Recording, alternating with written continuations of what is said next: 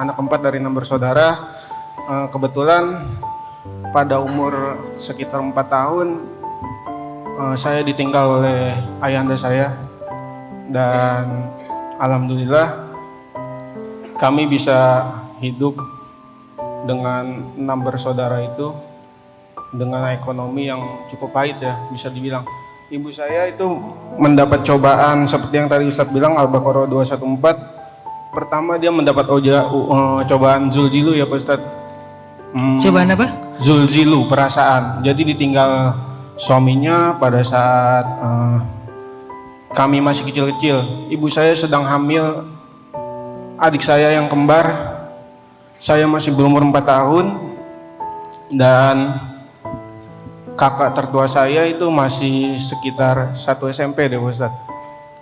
Nah, singkat cerita kita tetap melanjutkan kehidupan